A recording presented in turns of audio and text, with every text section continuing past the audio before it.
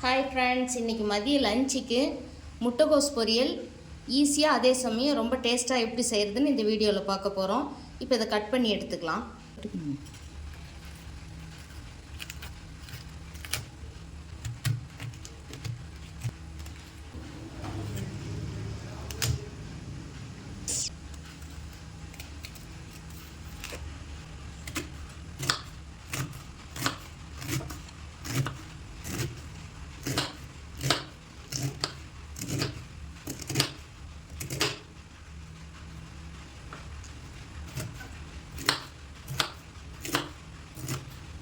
கோஸ் பொரியலுக்காக இப்போ நம்ம குக்கரில் இந்த கட் பண்ண கோஸை சேர்த்துக்கலாங்க.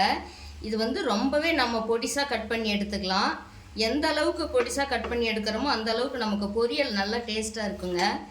இது கொஞ்சமாக இது வேகிற அளவுக்கு தண்ணி சேர்த்துக்கலாங்க. கொஞ்சம் மஞ்சள் தூள் சேர்த்துக்கலாம்.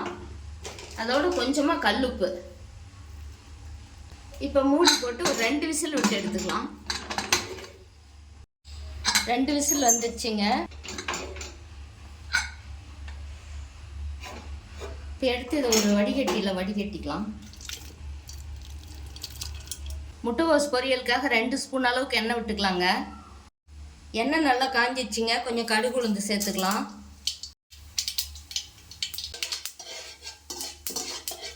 கடுகு உளுந்து நல்லா பொரிஞ்சிருச்சு. இப்போ பெரிய வெங்காயம் ஒன்று நல்லா பொடியாக கட் பண்ணி வச்சுருக்கேன், அதை சேர்த்துக்கலாம். கொஞ்சமாக கருவேப்பிலை இலைகள் சேர்த்துக்கலாம். இந்த வெங்காயம் நல்லா கண்ணாடி பதத்துக்கு வதங்கி வரட்டும். முட்டைகோஸ் வேகும் போதே நம்ம கொஞ்சம் உப்பு சேர்த்துருக்கோம். இப்போ இந்த வெங்காயம் வதங்கிறதுக்கு கொஞ்சமாக உப்பு சேர்த்துக்கலாம். கொஞ்சமாக மஞ்சள் தூள் சேர்த்துக்கிட்டு இதை நல்லா கலந்து விட்டுடலாம். நம்ம கொஞ்சோண்டு உப்பு சேர்த்தும் பொழுது இந்த வெங்காயம் சீக்கிரமாக வதங்கி வரும். வெங்காயம் நல்லா வதங்கி வந்துருச்சுங்க. இப்போ இந்த முட்டைகோஸ் இதில் சேர்த்துக்கலாம். நல்லா கலந்து விட்டுக்கலாம். கலந்துட்டுட்டு இதுக்கு நான் சாம்பார் பொடி சேர்த்த போகிறேன்.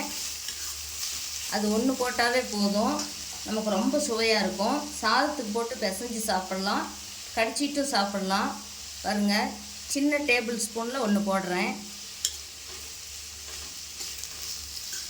நல்லா கலந்து விட்டுக்கலாம். உப்பு நம்ம ஏற்கனவே முட்டைகோஸ் வேகும்போதும் போட்டிருக்கோம், வெங்காயம் வதங்கும்போதும் போட்டிருக்கோம்.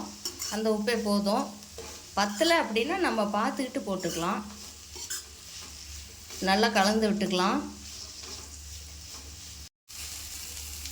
நல்லா கலந்து விட்டாச்சுங்க. இப்போ மல்லித்தலை தூவி இறக்கிடலாம்.